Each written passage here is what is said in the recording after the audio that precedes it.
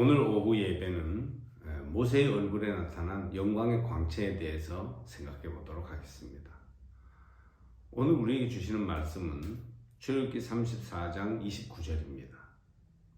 모세가 그 증거의 두 판을 모세의 손에 들고 시내산에서 내려오니 그 산에서 내려올 때에 모세는 자기가 여호와와 말하였으므로 말미암아 얼굴 피부에 광채가 나나 깨닫지 못하였더라. 오늘은 특별히 모세의 얼굴에 영광의 광채가 빛났다는 이 주제를 생각해 보고자 합니다. 오늘은 주현절 마지막 주일, 예수님의 산상변화주일이죠. 그리고 이번 주일날 수요일날 제의 수요일이라 해서 회개의 수요일을 지나면서 사순절이 시작됩니다. 바야흐로 기독교의 가장 핵심적인 메시지, 고난을 통하여 하나님의 부활의 영광에 이르는 그 길에 대해서 우리가 훈련하고 배우고 따르는 그런 계절이 다가왔습니다. 기독교는 세속적인 영광과 이익을 추구하는 종교가 아니고 그리스도와 함께 죽음에까지 이름으로써 하나님의 부활의 영광을 향하여 나가는 자기 희생의 종교, 고난의 종교다 하는 것을 우리 사순절을 통해서 우리가 느낄 수 있습니다.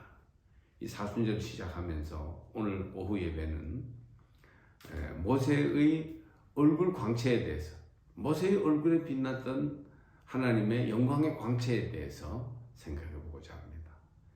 이 광채가 나다, 오늘 성경에 나오는 그 모세의 얼굴에 광채가 났다, 이 표현이 히브리어로 카란이라는 단어를 쓰는데요. 이 카란이라는 단어는 빛나다, 광채가 나다 그런 뜻인데 뿔이라는 단어와 발음이 비슷해요. 그래서 모세의 얼굴에 광채가 났다. 하나님과 말씀을 나누고 나서 모세의 얼굴에 광채가 났다. 여기에서부터 모세가 하나님의 영광의 뿔이 그에게 있었다. 그래서 모세를 뿔이 있는 사람으로 그리는 그런 전통적인 그림이 많이 생겼습니다.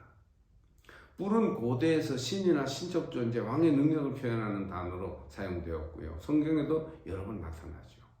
그래서 모세에게 하나님의 영광의 광채가 났다라는 게 모세가 뿔이 있는 특별한 독특한 존재, 신적 존재로 그려질 수 있다. 이렇게 이제 오해되는 그런 부분도 있었습니다. 하나님과 모세 사이에 다시 언약이 세워졌을 때 하나님과 말씀을 나눈 모세 얼굴에서 영광의 광채가 나타났다는 거죠. 이 모세의 얼굴에 빛이 났다는 말은 하나님과 맺은 언약이 이제 유효하다. 하나님의 영광이 그곳에서 나타나게 됐다. 이것을 이제 보여주는 아주 특별한 현상이었던 것입니다. 한마디로 그리스도인의 삶에는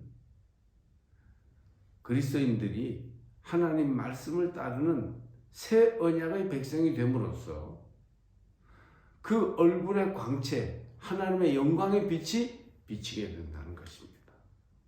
내면의 빛이죠. 내적인 변화입니다. 영적인 변화입니다. 하나님이 임재하시면 하나님의 말씀대로 살아가는 그런 생활을 하게 되면 우리 내면이 영광의 빛이 가득 차게 된다는 거예요. 이것이 주현절 마지막 주일, 산상변화주일에 우리에게 주시는 중요한 메시지예요. 여러분의 얼굴에는 빛이 납니까? 어둠이 가득 차 있습니까? 여러분의 얼굴은 그늘이 져 있습니까? 아니면 하나님의 영광의 빛으로 밝은 얼굴을 가지고 있습니까?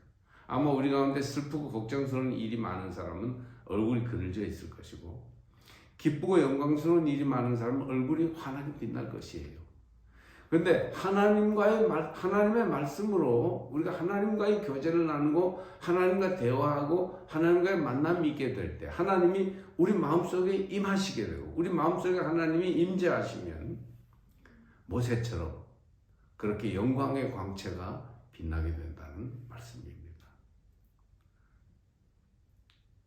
하나님의 얼굴빛이 우리 가운데 임하게 될 때, 하나님의 임재, 하나님의 말씀으로 우리 속에 하나님이 계시게 될 때, 하나님의 영광의 광채가 우리 내면에서부터 나와서 얼굴을 통하여, 표정을 통하여 나타나게 된다는 것이죠.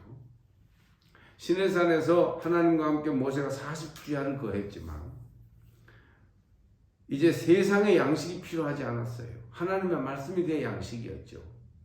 그 후로 모세의 얼굴에 광채가 생겼는데 이는 하나님의 말씀의 영광이 그에게 머물렀기 때문이죠.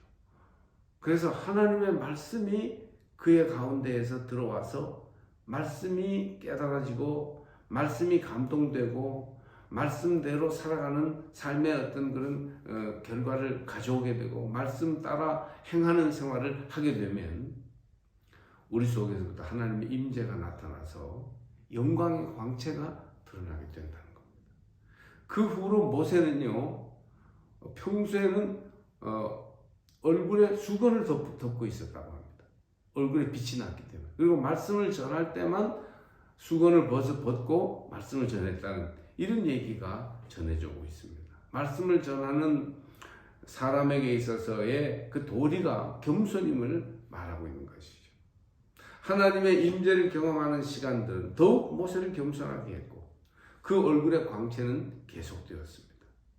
하나님의 영광은 바로 하나님의 말씀으로 변화된 성도의 겸손한 삶에서 드러나며 온전한 예배를 통해서 그 영광이 지속됩니다.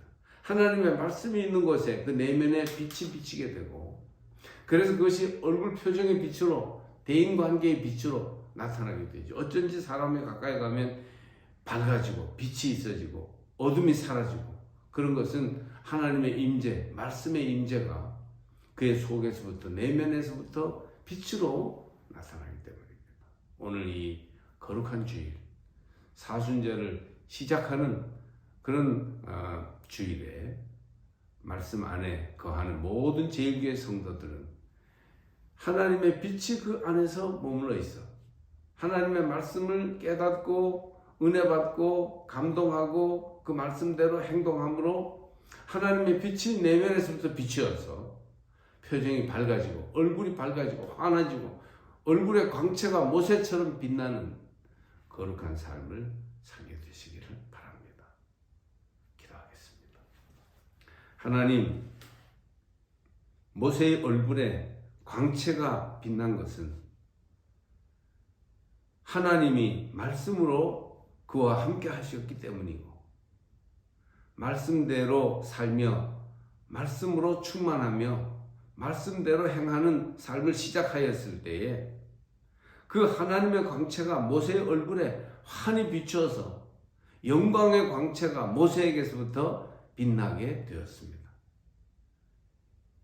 모세가 겸손히 얼굴을 덮고 지내다가 말씀을 전할 때만이 하나님의 말씀을 대언하기 위해서 수건을 벗고 말씀을 전할 때 그 영광의 광채가 지속되었는데 주여 모세처럼 하나님의 거룩한 종들인 우리에게서도 하나님이 임재하시고 말씀으로 역사하심으로 영광의 광채가 빛나게 하옵소서. 우리가 가는 곳에 어둠이 물러가게 하시고 우리의 심령 속에 모든 어둠이 물러가고 하나님의 창조와 구원의 말씀의 광채가 빛나게 하여 주옵소서. 그리하여 우리의 내면이 변화되어 새로워지고 거룩해지는 놀라운 은혜를 누리게 하옵소서. 예수님의 이름으로 기도합니다. 아멘.